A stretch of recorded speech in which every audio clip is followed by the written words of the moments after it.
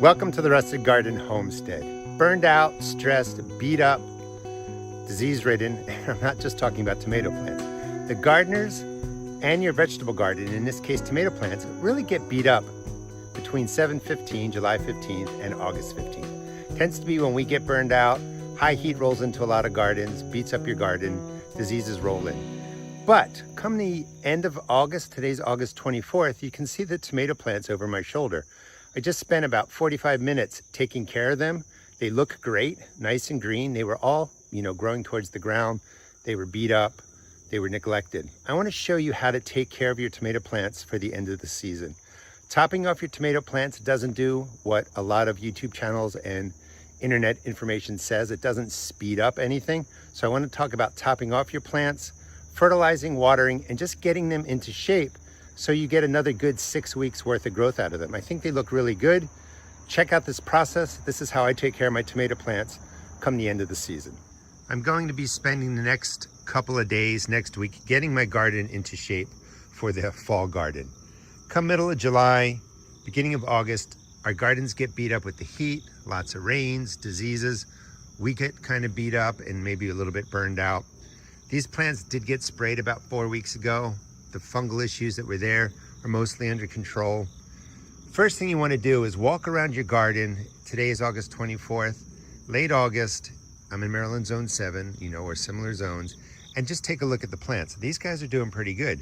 They've pretty much, I stopped tying them up too, flopped over, lots of green growth, looking pretty good. There's tomatoes on there. If we get in, as I'm, fixing these up, you'll see them through this video.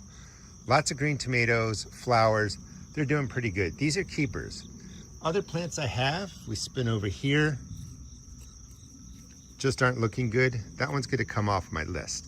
So make an assessment of how well your plants are doing that are neglected, your tomato plants are doing that are neglected, and the ones that look, pretty good for being neglected, put them on your keeper list. Next thing is with the burnout and, the fungal issues, sometimes we get behind in spraying.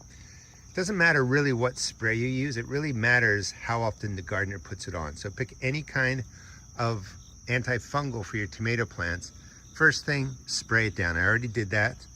You can use organic means, non-organic, you can use baking soda, copper fungicide, chemical type Daconil, whatever you want to use, whatever you're comfortable with. The whole key is just get in there, spray it down. With the changing temperatures going from hotter days and warm nights to cooler evenings, warmer days, temperatures dropping down instead of being ridiculously hot, sometimes the active fungi that you had in your garden go away. They just don't, get going. That being said, sometimes cooler temperatures and rain bring in a different fungi. So you do want to get the sprays in, but if you spray them now, I find here in Maryland Zone 7, there's just less disease pressure from August on. I'm also going to get about anywhere from 5 to 8 weeks worth of tomato growth. Of course, if a frost rolls in, it's going to kill off your tomato plants, which is important. But when the night temperatures get down to 45 degrees and below regularly, the day temperatures are staying in the upper 50s, low 60s, production on your tomato plants really slow down. And they don't do a whole lot. They're surviving and they're managing, but the temperatures are just too cool and they're not really doing a whole lot. Why is that important? A lot of people say, and I just want to bust this myth, this is my opinion, maybe you disagree, topping off your tomato plants does not promote faster tomato growth, meaning the tomatoes that are left on the plant get bigger, and it doesn't promote quicker ripening. It just doesn't. These are vines, and I've done lots of videos on them, and here's an example of the vine coming out, actually from the bottom of the plant, and they produce, here it is, flowers, and then it continues to grow, will produce more flowers. Out of the joints, like right in here, you can see by my thumb, a leaf starting to grow. That's going to turn into a production stem. It'll be leaves, flowers, leaves, flowers. When you top off a tomato, here's a good example of what I'm talking about. That's a sucker production stem. If you remove that, you remove future tomatoes. when you top off a tomato plant, and that would be coming up here and cutting off the top, the myth is that all the energy goes to producing more tomatoes. And by topping it off, the plant is sending all the energy to the tomatoes, speeds up growth, speeds up ripening. That's not true. This is a vine. When you cut the top off, you just end up getting quicker growth out of the joint. So it starts sending out more suckers, like right in here, where my fingers are, and it just sends out growth that way. It's not signaling for the tomato plant to send energy to the tomatoes. So don't top your plants if you think you're doing it to get, like this tomato in here, growing faster, bigger, and getting riper sooner. It's just not gonna happen. The other thing is look at all the growth down there. Which one, what is the top of the plant? I mean, take a look at that. Because this is a vine, and if you let it go, it puts out all these side shoots, the suckers that turn into production stems, they go everywhere. So this, you know, like with a pepper, sometimes it's easy just to find the top. You top it off if you want to do that. Well, you top it off here, then you have to come in here. You got more growing, got to top that off. Coming over here, you got another one growing, you got to top that off. Got another one, you got to top. Like, what are you topping off?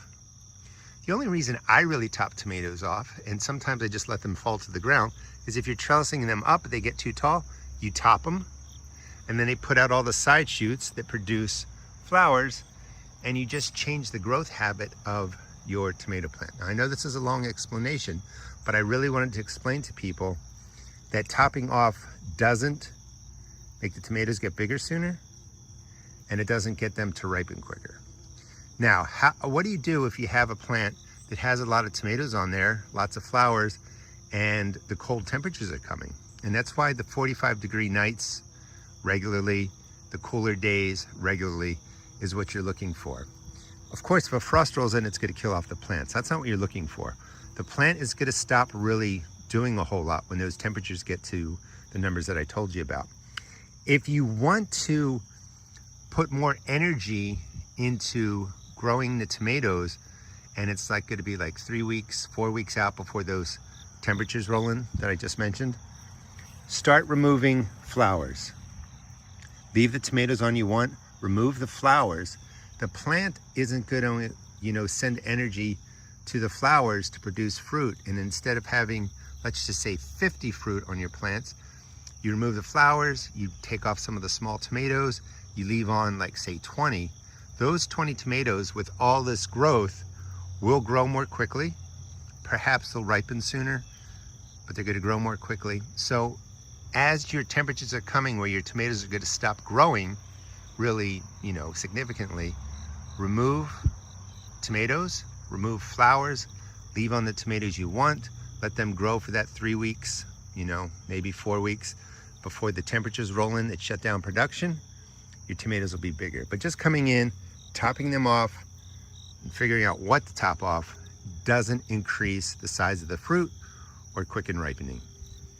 The leaves that are on here were leaves that had a fungus on them about 4 weeks ago, and I sprayed, they died, and you can see, you know, you can leave the leaves on if you want. You know, a lot of people say remove them. The fungal issues are already on the leaves if they're on other leaves, so it's the spraying that shuts them down. So by spraying future leaves, killed off the fungus.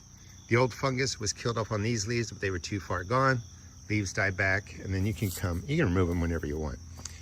But I did personally get burned out, had other things come up. I was away for several weeks. So, you know, this is where we're at. Tomatoes stopped getting trellis. So a couple of things to do now. We've sprayed them. We have a plan for removing flowers and fruit. Get in there and give them a huge drink of water. Tomatoes really need a lot of water. That will help the roots get what they need to pull the nutrients. The next thing you want to do, any water-soluble fertilizer right along the base, you know, and I'm not going to show you that. You can do that on your own, save you some time. Just fill up in this space here, probably 3 plants. I would use 2 gallons. Just mix it as the instructions tell you. Soak in the water-soluble fertilizer. I'm not going to put down compost, organic granular.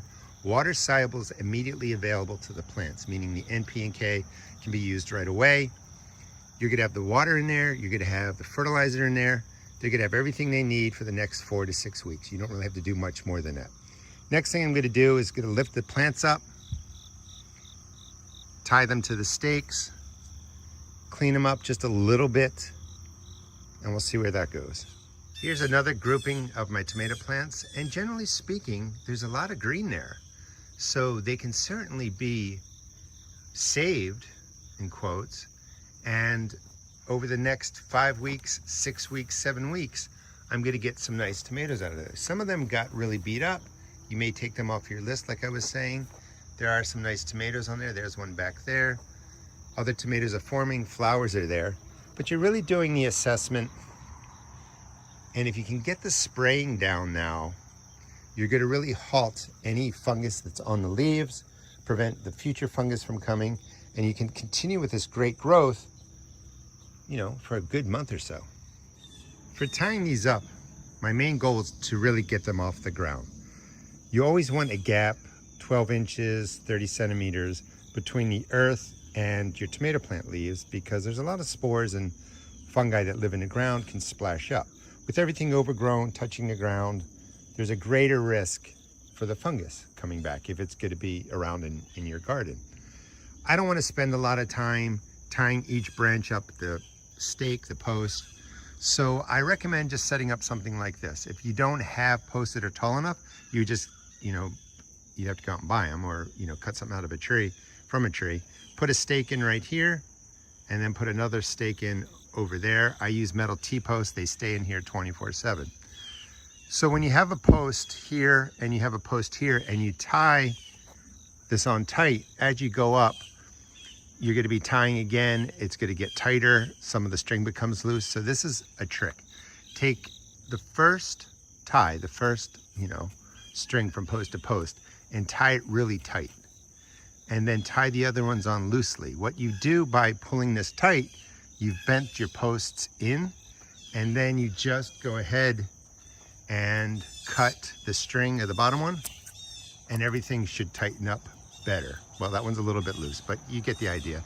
This way, and if you've done this before, every time you tie a row of string, you tend to pull the post in closer. The bottom ones get really loose. They slide up and down the post. By tying one really tight, pulling them in, keeping these loose, cut it, they snap back, and this is not gonna move. That's the whole key, is that you wanna be able to put weight on here, and it's not gonna slide up and down. So all I'm gonna be doing is lifting up. I mean, look how big these are. These really big branches, and dropping them over. And I'm gonna start just doing that. I'll weave them all in. I mean, here's another one, and this is getting back to the question of topping. Like, you'd have to top both of these. And remember, you just remove the flowers and the tomatoes. You know, these are gonna be nice. You remove the flowers and the tomatoes if you want the energy to go to the tomatoes you leave behind so that they grow bigger and ripen faster. And the idea is that you're leaving all the leafy growth, brings in the energy from the sun, goes to those remaining tomatoes that you have. Let's pull up one more. I mean, this one is really tall. So I'm gonna put another level up top, and you get the idea. So it's opening up the space here. The other reason that I don't want to necessarily tie them all tight to a post and go straight up, it's going to expose a lot of the tomatoes to the direct sun. And when the sun is hitting the tomatoes, no shade from the leaves, you can get, tomatoes get basically sun-scalded. They get cooked from the sun rays hitting directly on the tomato. So you want enough leaves around so that it shades the ripening or growing tomatoes. Stepping back real quick to give you an idea of what it looks like before, starting to put the branches up on the little trellis there. Let's see what it looks like when it's done. I added some more jute to the very top. And one thing that you want to do is just weave the branches through. So the first branch is going through that way, and then I'm going to come back around from the other side and just flip it over. And that will keep the branch in place. So you pick it up, you go in one level, out the other side, and then back over, and you're just weaving the tomato vine right up the top of the trellis. Here's the space all cleaned up. I think that's gonna look really good. Tomatoes will grow perfectly fine there for the next 6 weeks or so. I like, basically taking the string, the jute, from one side to the other and doing the weave because it's really quick. It took maybe 10 minutes to do that. Now we'll get down to the bottom, weed out the space. A couple areas you have tomatoes coming out. They're just gonna get trimmed back like, I do in other videos. Wanted to show you the soil. Like I told you, this area's been neglected, hasn't been raining a lot. You can see the crack in the soil because the top is so dried. This is a tomato bed. I plant in here every year. You can see the crack back there. This area is just in need of a lot of water. So again, it's water well, water-soluble fertilizer. Spray the plants before you do all this. I'm going to talk about spraying again in a second. So I've weaved the tomatoes through. They look good. You can see a lot of large tomatoes. This area is going to produce well over the next weeks. You can see some little guys up there. Plenty of flowers are around. So I do the weave through here, get a majority of the vines up. But sometimes you're going to lift them up and, it just gets too thick. You have too many vines going through here. So feel free to just take 2 of them. I grabbed some pulling up from the middle of the plant and I just tied them off, just loop them off right here, sending them back down. As the vines drop, I can send them back up. I can prune the tops for size management, not for increased tomato growth, size and all that. I can just cut them back. Again, talking about the topping, like what do you top? You'd have to basically cut all the vines and that's just a lot of work. You can't even find them in here now. But the main idea was I'm gonna get 5 weeks, 6 weeks more worth of growth. So I just set them up like this, and then we'll talk about the next step. A couple last things to do is you could put down some more mulch if you want to, so the moisture stays in there. With the temperatures dropping, watering is gonna be less of an issue. Gonna stress again, really soak in the soil. There's no ripening tomatoes up there. They're not gonna split by giving them too much water. Tomatoes usually split when the root system gets a lot of water, lots of rain. You overwater, which is okay in this case. Pulls the water in really quick, the tomatoes split. That's not gonna happen. You wanna just get these in shape to survive, until they stop producing come later fall. Finally, the last thing I would do is we already sprayed once, and the reason I like to spray first is because you're touching everything, you're moving the plants together, leaves are making contact from one plant to another plant. That gives them some protection. And then when you're done, after everything's up like this, I would spray again real quick, make sure the leaves are nice and covered, and then you are good to go for the next 6 weeks. Thanks so much for watching. Please check out my seed shop at therustedgarden.com. I sell tomato and pepper seeds for $1.75 a pack. All other seeds are $1.50. For the rest of 2025, I'm gonna really be focusing on fall vegetable gardening, building beds, redesigns, planting, tending, all that kind of stuff. So please subscribe and follow me, and I'll teach you how to grow a fall vegetable garden. Thanks so much for watching.